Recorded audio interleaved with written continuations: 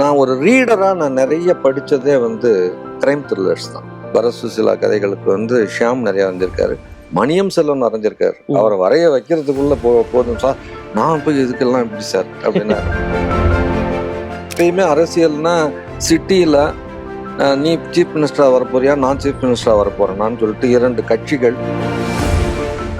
Night song போயிட்டு இருக்கு, ஒரு 10:30 மணிக்கு வர்றீங்களான்னாரு. நைட்டு 10:30 மணிக்கா? அது விடிய விடிய. பத்திரிகைகளுக்கு எழுதுகிற ஜாம்பவான்கள் எவ்வளவோ கதைகளோட இருக்கீங்க, அவங்க ஏன் சினிமா பக்கம் வர மாட்டேங்கிறீங்க?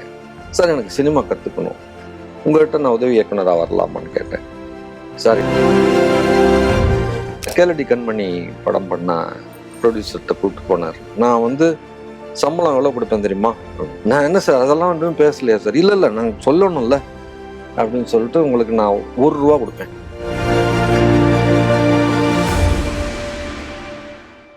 கதை திருட்டு பத்தியெல்லாம் நீங்க என்ன சார் நினைக்கிறீங்க? ஏன்னா இப்போ புதுசா வர இயக்குனர்கள் கதைகள், அவங்க ஒரு கதை வச்சிருப்பாங்க, அவங்களுடைய பெரிய ஆதர்சமா இருக்கும், பெரிய கனவா இருக்கும். இந்த கதையை நான் திரையில சரியா சொல்லிட்டேன்னா இது என்னுடைய வாழ்க்கையின் ஒரு திருப்பு முனையா இருக்கும் நினைச்சிட்டு இருக்கும் போது, இயல்பு என்னன்னாக்க ப்ரொடியூசர்ஸ் தயாரிப்பாளர்களை பார்த்து கதை சொல்லுவது, இல்லை பிரபலமானவர்களை பார்த்து கதை சொல்லுவதுன்னு அப்போ சொல்லாமலும் இருக்க முடியாது. எல்லாருக்கும் காப்பிரைட் பற்றின அவ்வளோ தீவிரமான ஒரு பிரஜையும் கிடையாது, அதை எப்படி ப்ரொடெக்ட் பண்ணிக்கிறதுன்ற ஒரு விஷயமும் கிடையாது. அந்த மாதிரி நடக்கக்கூடிய கதை திருட்டுக்கள், குறிப்பாக வந்து ரொம்ப பிரபலமான இயக்குனர்கள் அந்த மாதிரி பண்ணுற போது they can get away with it. அதை பற்றின உங்களோட இம்ப்ரெஷன் என்ன? ஏன்னா பாக்யராஜ் சார் வந்து சில முக்கியமான கதை திருட்டுக்களில் எழுத்தாளர்கள் பக்கம் நின்றுருக்காரு. நின்று இல்லை இந்த கதை வந்து இட் இஸ் ப்ரொடெக்டட் அப்படின்னு அந்த எழுத்தாளர்கள் சங்கத்துல பதிய வச்ச அந்த கதைகளை பத்தி அவர் பேசியிருக்காரு. உங்களுடைய இம்ப்ரெஷன் வந்து பாக்யராஜ் சார் தலைமையில இப்ப இயங்கிட்டு இருக்கிற எழுத்தாளர் சங்கத்துல நான் இருக்கேன். சரி, அதுல எக்ஸிகியூட்டிவ் கமிட்டியில இருக்கேன், புகார் கமிட்டிலையும் இருக்கேன். அதனால வந்து இந்த மாதிரி கதை திருட்டு புகார் வரும் பொழுது அதை அந்த 2 பக்கத்திலும் உள்ள நியாயங்களை பார்த்து, படங்களை பார்த்து கருத்து சொல்லுகிற ஒரு தேர்வு கமிட்டியிலே நான் இருக்கேன். ஆச்சரியமாகவே இருக்கும், நிறைய விஷயம் இங்கே சொல்ல முடியாது. இந்த படத்தின் மேலே புகாரா, இந்த இயக்குனர் மேலே புகாரா அப்படின்ற மாதிரிலாம் இருக்கும். ஆனால் அந்த புகாருன்றது வருது, அடிக்கடி வந்து கொண்டு தான் இருக்குது. அதை பரிசீலனை பண்ணி பார்த்து ரொம்ப சீர்தூக்கி ரொம்ப அனலைஸ் பண்ணி ஒரு 6 பேர் தனித்தனியாக படம் பார்த்து எங்கள் கருத்துக்களை நாங்கள் எழுத்து மூலமாக கொடுத்து சீல் வச்சு அதுக்கப்புறம் பாக்யராஜ் சாருக்கு போகுது. அவர் ஃபைனலாக அதை பார்த்து எல்லாருடைய கருத்துக்களையும் பார்த்துட்டு அவரும் அந்த இதை பார்த்துட்டு ரொம்ப நேர்மையாக இதை நாங்கள் பரிசீலிக்கிறோம். பட் என்னென்ன புகார்கள் வந்துக்கிட்டே இருக்குன்றது வந்து ஆரோக்கியமான ஒரு விஷயம் இல்லையே. அது ஏன்னா அது பாவம், ஏன்னா புதிய படைப்பாளிகளுக்கு வந்து அது ஒரு ஒரு ஒரு வாழ்நாள். இது வந்து இப்போ வந்து இங்கே வந்து அவங்களுக்கு பாதுகாப்புன்றது, அவங்க படைப்புக்கான பாதுகாப்பு, இன்னைக்கு காப்பிரைட் சட்டம் அப்படின்றது வந்து அவ்வளவு வலிமையா இல்லை. அது உங்களுக்கே தெரியும். சில சம்பவங்களை மாற்றினாலே போதும் அப்படின்ற மாதிரி. இப்போ என்னுடைய எத்தனையோ நாவல்கள்ல வந்து கிளைமேக்ஸ் தாங்க ஒரு படத்துக்கு உயிர். அந்த கிளைமேக்ஸை மட்டும் அப்படியே கட் பண்ணி அப்படியே வச்சிருக்காங்க. அது வந்து என்ன செய்ய சொல்றீங்க? பல படங்கள்ல வந்து பார்த்துட்டு எனக்கு கடிதங்கள் எழுதுவாங்க, ஃபோன் பண்ணுவாங்க, சார் என்ன சார் அந்த கதையில நீங்க எழுதுன அதே கிளைமேக்ஸ் தான் சார் இது அப்படிமா. ஆமாப்பா, என்ன செய்ய சொல்றேன்? இப்போ இதுக்கு வந்து போராடிட்டு இருக்க முடியாது. இதை எப்படி பெட்டர் பண்ணலாம்னு நினைக்கிறேன்? ஏன்னா நீங்க அந்த புகார் கமிட்டியில இருக்கீங்கன்னு சொல்றீங்க, இதை இன்னும் டைட்டன் பண்ணி புதுசா வரக்கூடிய ஆர்வத்தோட வரக்கூடிய இளைஞர்கள் பல பேர் வந்து சார் இங்க பசி பட்னியோட தான் வந்து பல இளைஞர்கள் பெருங்கனவுகளோட இருக்குங்க, எல்லா துறையிலும் இருக்கு. நீங்க எந்த சினிமா மட்டுமே பேச முடியாது இல்லையா? இது வந்து இப்போ ஒரு சாஃப்ட்வேர் கம்பெனில ஒருத்தனோட ஐடியா இன்னொருத்தர் திருடுறதுன்றது நடக்கத்தானே செய்யுது. இன்டெலெக்சுவல் இது இன்டெலெக்சுவல் ப்ராப்பர்ட்டி தானே. அது மாதிரி வந்து எல்லா இடத்துலையும் இருக்கு. எல்லா இடத்துலையும் நல்லவன் இருக்கான், எல்லா இடத்துலையும் கெட்டவன் இருக்கான்.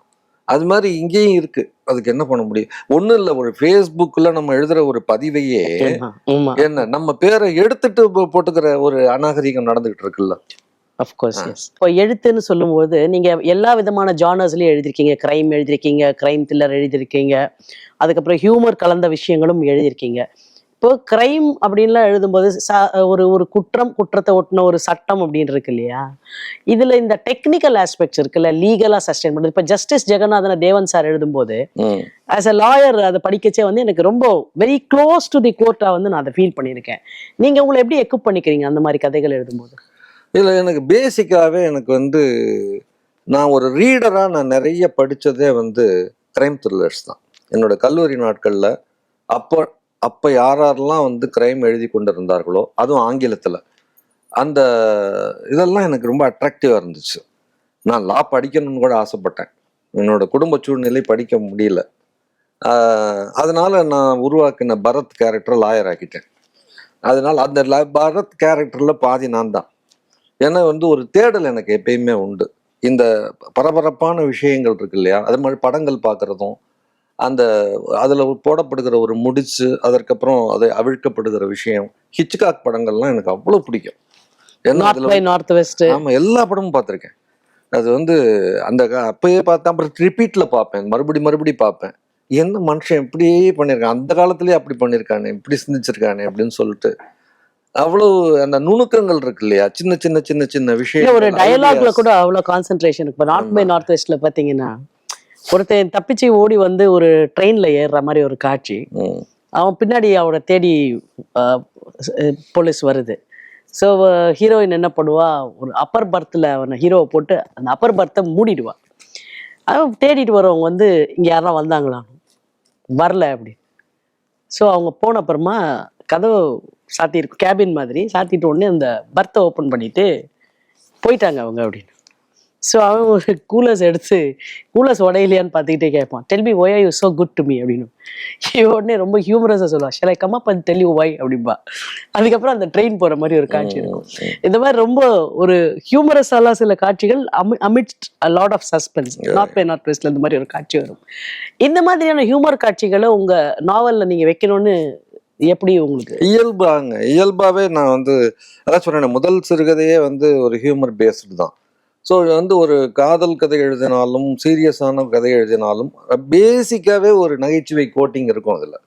அந்த எந்த கதையிலையுமே அந்த வசனத்திலேயோ இல்லை வர்ணனைகள்லேயோ, அது என்னுடைய நேச்சர்லேயே வந்து ஒரு ஹியூமர் மேலே உள்ள ஒரு அட்டாச்மெண்ட் காரணமாக, பை நேச்சர் எக்ஸ்பிரஷன்னாலேயே இரண்டுலேயுமே இருக்கும். நரேஷன்லேயுமே ஒரு ஹியூமர் இருக்கும், டயலாக்ல ஒரு ஹியூமர் இருக்கும். எவ்வளோ சீரியஸ் கதையில கூட அது இருக்கும். அது வலிந்து பண்ணல. உங்க பரத் சுசீலா கேரக்டர்ஸ்க்கே ஒரு பெரிய ரசிகர் மன்றம்லாம் திறந்து வச்சிருந்தாங்க. சுஜாதாவுடைய கதைகளுக்கு ஓவியம் அப்படின்னா அது ஜே. அந்த மாதிரி உங்க கதைகளுக்கு யாரு நியரஸ்டா, நான் நினைச்சத ஓவியமா கொண்டு வரக்கூடியவர், உங்களுக்கு ஆதர்சமான ஓவியரா யார் இருந்தது? இல்லை, அப்போ எல்லாருமே பண்ணியிருக்காங்க. வந்து ஃபர்ஸ்ட் ஜெயராஜ் தான் வரைஞ்சாரு. அப்புறம் வந்து ஷியாம் நிறைய வரைஞ்சிருக்காரு. பரத் சுசீலா கதைகளுக்கு வந்து ஷியாம் நிறைய வரைஞ்சிருக்காரு. மணியம் செல்வன் வரைஞ்சிருக்காரு. அவரை வரைய வைக்கிறதுக்குள்ள போதும் சார், நான் போய் இதுக்கெல்லாம் இப்படி சார் அப்படின்னா, ரேப்பர்ல எல்லாம் போடணும் அப்படின்னு உள்ளெல்லாம் வரையணும்னப்போ, ஏன் சார் ஏன் பண்ண மாட்டீங்க அப்படின்னா, அப்புறமா வந்து நேரில் போய் பார்த்து பேசி அப்புறமா ரேப்பர்லாம் போட்டு கொடுத்தாரு நாவல் டைம் புக்குக்கு. அதனால எல்லாருமே வரைஞ்சிருக்காங்க. அவங்கவுங்களுக்கு ஒவ்வொரு பாணி இருக்கும் இல்லையா.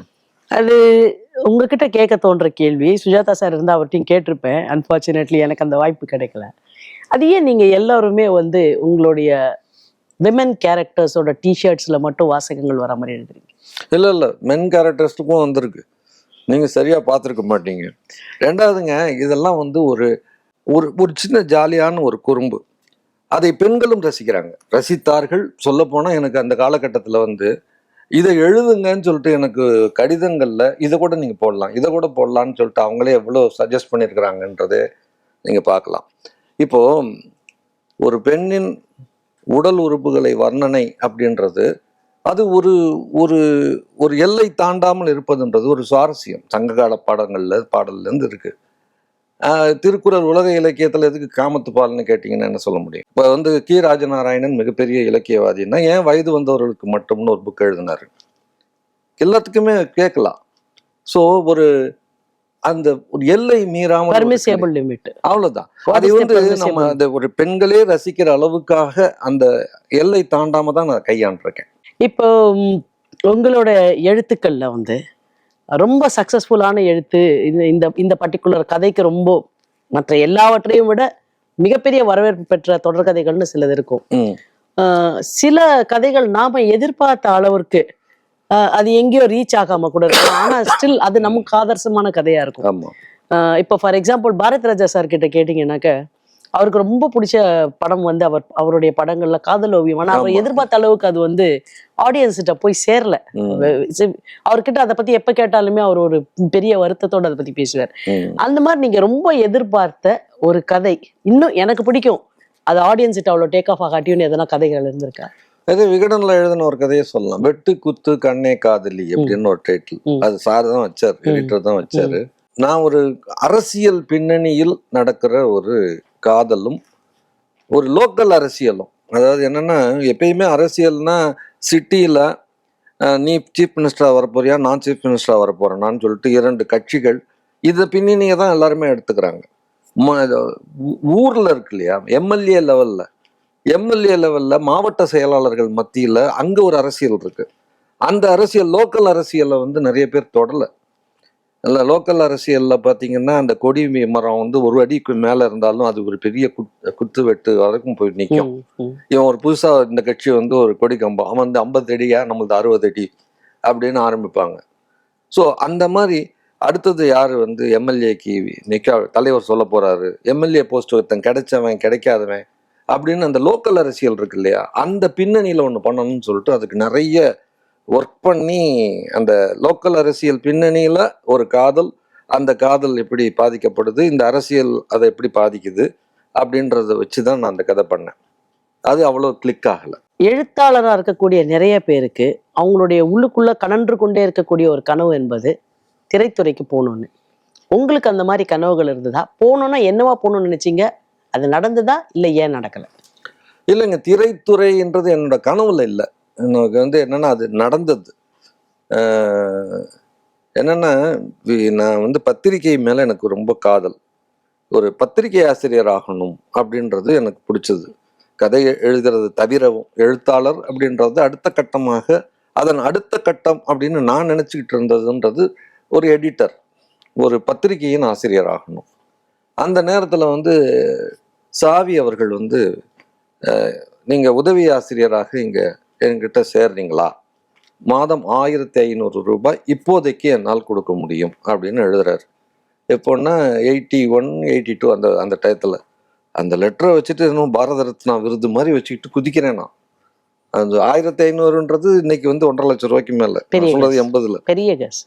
நான் அதை வச்சுக்கிட்டு எங்க அப்பாட்ட போறேன், நான் போய் சேர்றேன் அப்படின்னு. வழக்கம் போல எங்க அப்பா சொல்லுவார், ஏண்டா நம்ம 10 பேருக்கு வேலை கொடுத்துக்கிட்டு இருக்கிறோம், அங்க போய் பத்திரிகை ஆபீஸ்ல போய் வேலை பார்க்க போறியா நீ? அது என்னடா நீ மூத்த பையன், அடுத்த கடமைகள் இருக்கு, இங்க பிசினஸை விட்டுட்டு அங்க போய் பத்திரிகை ஆபீஸ்ல அப்படின்னு நீ எழுதுறதெல்லாம் ஓகே, நீ இப்ப இங்கேருந்து அங்கேயே போறதுன்றது எனக்கு பிடிக்கலப்பா அப்படின்ட்டார். எனக்கு வந்து சரி புஷ்ன்னு போயிடுச்சு. அவருக்கு வந்து கண்ணீரோட எழுதினேன் லெட்ரு. மிகப்பெரிய வாய்ப்பு, யாருக்கும் கிடைக்காத வாய்ப்பு, ஆனா வந்து என்னால் பயன்படுத்திக்க முடியல, நான் மன்னிச்சிருங்க சார் அப்படின்ற மாதிரி ஒரு 3 பக்கத்துக்கு ஒரு பெரிய கண்ணீர் கடிதமே அவருக்கு எழுதினேன்.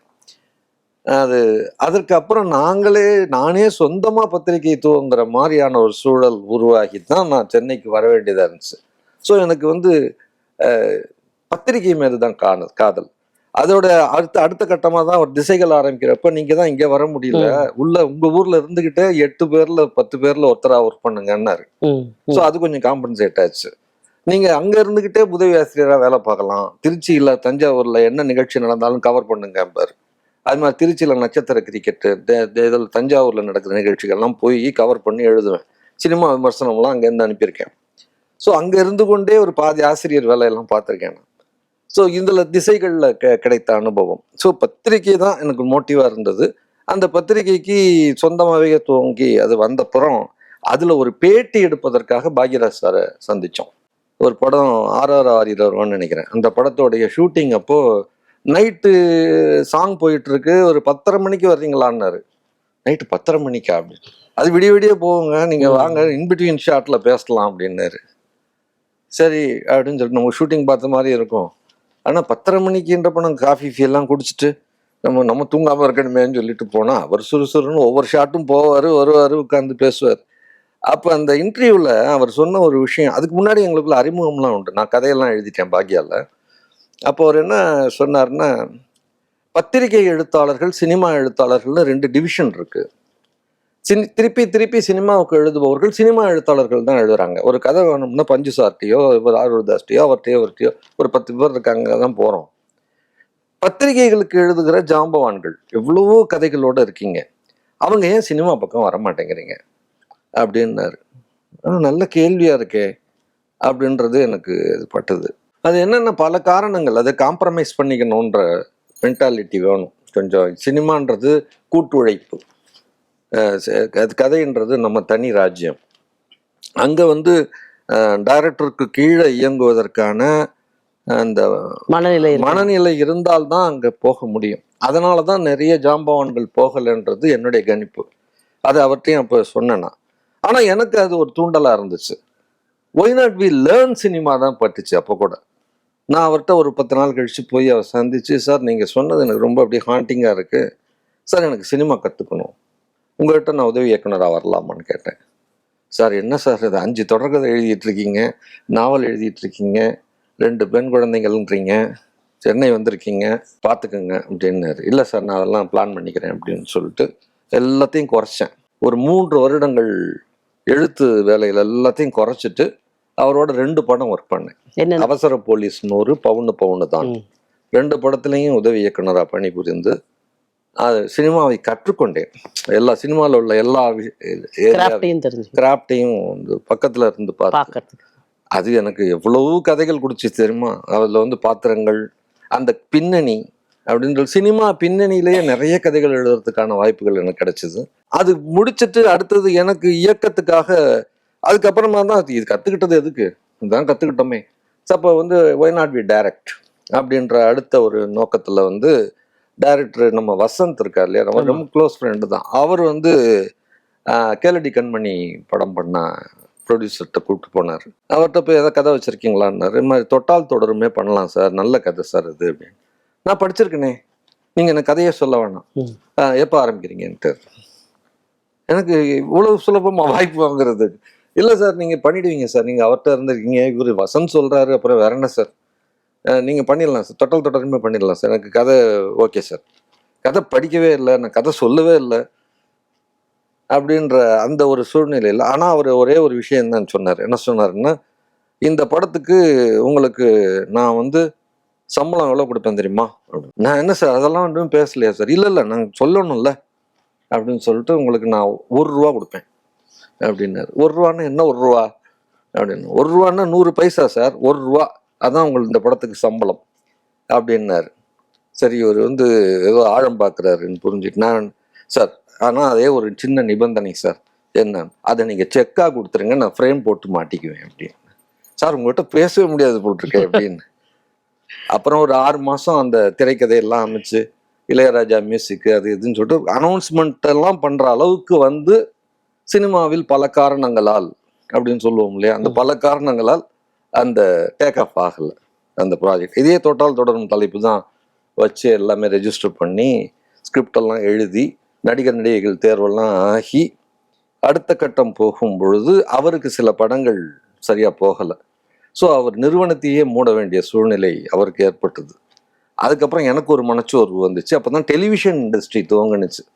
ஸோ டெலிவிஷன் இண்டஸ்ட்ரியில் எனக்கு அவ்வளவு 10 வருஷம் தொடர்கள் அது அப்படியே கம்ப்ளீட்டாக எனக்கு என்னை எங்கேஜாக வச்சுக்கிச்சு, என்னை ஆக்கிரமிச்சு. நீங்க ஸ்கிரீன் பிளே தான் பண்ணீங்க, நீங்க டைரக்ட் பண்ணல? சரி, இல்லை கதை, திரைக்கதை, வசனம் 3 நான் பண்ணேன். சத்யஜோதிக்கு மட்டுமே 4 பண்ணேன் மெகா சீரியல்ஸ். அப்புறம் தமிழில் முதல் மெகா சீரியல் அப்படின்றது வேர்களும் பரமபதமும், இந்த 2 தான். அந்த 2 தான் தூர்தர்ஷனில் மெகா தொடராக அறிமுகமாச்சு. அதில் பரமபதம் நான் எழுதினது, கதை, திரைக்கதை, வசனம். அதில் தான் சிவகுமார் முதல் முறையாக ஹீரோவாக சின்னத்திரைக்கு வர்றாரு. ரொம்ப நல்ல கிராண்ட் செட்டப் அது. ஸோ அது என்னை ஆக்டோபஸ் மாதிரி இந்த ஒரு 6-8 உதவியாளர்களுடன் வேலை பார்த்துக்கிட்டு இருந்தேன். அப்போது அந்த நேரத்தில் சினிமா வாய்ப்பு வந்தது வசனம் எழுதுறதுக்கு. வெங்கடேஷ் நீங்கள் வசனம் எழுதணுன்னாரு. எனக்கு சினிமா மேலே ஒரு சின்ன ஒரு டிட்டாச்மெண்ட் இருந்துச்சு. ஏன்னா ஒரு ஒரு 2 வருஷம் முயற்சிகள், ஒன்ஸ் bitten twice shy. ஆமா போயிட்டு நம்ம காத்திருக்கிறது, சரி அப்ப கிடைச்ச சில கசப்பான அனுபவங்கள் அப்படின்னு சொல்லிட்டு சரி நம்ம கத்துக்கிட்டது வரவு. அந்த இது பூரா திரைக்கதை வந்து ஒரு பெரிய ஜாம்பவான் பக்கத்துல இருந்து கத்துக்கிட்டது இவ்வளவு தொடர்கள் எழுதுறதுக்கு பண்றதுக்கு வாய்ப்பா போச்சு. அப்படின்றதுனால அதெல்லாம் அனுபவ வரவு அப்படின்னு சொல்லிட்டு வச்சுக்கிட்டு மற்றதுல கான்சென்ட்ரேட் பண்றப்போ டயலாக் மட்டும் இல்லை சார் எனக்கு சினிமா இன்ட்ரெஸ்ட் இல்லை சார்னு. சார் டயலாக் மட்டும் தான் சார் கேட்குறேன் அப்படின்னாரு. அந்த படம் சூப்பர் ஹிட். என்ன படம்? மகாபிரபு, மகாபிரபு. சரத்குமார் நடிச்சது. அப்புறம் தொடர்ந்து இன்று வரை ஒரு 30 படம் எழுதியாச்சு. என்னென்ன படங்கள் பண்ணியிருக்கீங்க? நிறைய 30 எப்படி வரிசைப்படுத்துறதுன்றது, பிரியமுடன், பகவதி, சாமுராய், சாக்லேட், நாணவனில்லை. இங்கே சமீபத்துல இருந்து போனோம்னா அந்தகன், அந்தாதுன் ஹிந்தியில் வந்துச்சுல்ல, அதோட தமிழ் பிரசாந்த் நடிச்சது. அந்தாதுன், அந்தகன், காப்பான், இமைக்கா நொடிகள், காக்கி சட்டை, இங்கேருந்து இப்படி போகும். இப்போ நீங்க பாக்கியராஜ் சார் உங்ககிட்ட ஒரு கேள்வி கேட்டாருன்னு சொன்னீங்க. அந்த பாயிண்ட்லேருந்து நான் உங்களை இதை அணுகலாம்னு நினைக்கிறேன். எழுத்து அப்படின்னு வரும்பொழுது திரைத்துறைக்கென்று சில எழுத்தாளர்கள் இருக்கிறார்கள்.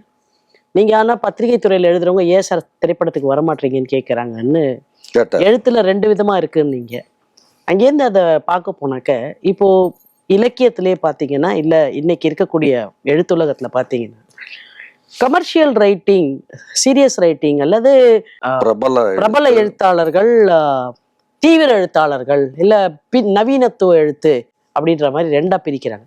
இந்த 2ஆ பிரிக்கிறத பத்தி உங்க கருத்து என்ன? இல்லைங்க, வகைமைப்படுத்தணுன்றது தான் நான் ரொம்ப நாளாக நான் பல பேட்டிகள்லையும் பல இதுலேயும் நான் சொல்லிட்டு இருக்கேன். எந்த ஜேர்னரும் குறைந்ததில்லை எழுத்துல. எழுத்துல அது ஒரு வகை, தீவிர எழுத்துன்றது ஒரு வகை. அந்த ஒரு வகையோட நின்று போனா எப்படி? அது ஒன்று மட்டும்தான் உயர்ந்த வகைன்னு ஒன்று கிடையாதுன்றாங்க. எல்லா வகை அப்போ வந்து பொன்னியின் செல்வன் எழுதினாரே 6 பாகங்கள், அதை சரித்திர கதையை என்ன சொல்லுவீங்க? அதை வந்து ஒத்துக்காத இலக்கியவாதிகள் இருக்காங்க. அதை பத்தி உங்க கருத்து என்ன? ஐயோ, ஒத்துக்கலைன்னா பரவாயில்லைங்க, ஒத்துக்கிறவங்க 1,00,000 பேருங்க, ஒத்துக்காதது 10 பேருங்க. நான் சொல்ல வர்றது இது வந்து மிக அதிகமாக விற்பனையாகும் பத்திரிகையில் எழுதினாலே அது கமர்ஷியல் எழுத்து அப்படின்னு, வியாபார எழுத்து அப்படின்னு, அதான் வர்த்தக எழுத்து, கமர்ஷியல் எழுத்து அப்படின்னு என்ன வேணுமாலும் சொல்லிக்கோங்க. ஆனா அந்த மாதிரியான இப்போ குமுதத்திலையும் விகடன்லையும் எழுதின ஜெயகாந்தன் வந்து, ஜெயகாந்தனோட பல படைப்புகள் அதில் தான் வந்துச்சு, சிவசங்கரியோட பல படைப்புகள் அதில் தான் வந்துச்சு. அப்போ விகடன்ல எழுதின கதைகளுக்கெல்லாம் என்னன்னு சொல்லுவீங்க?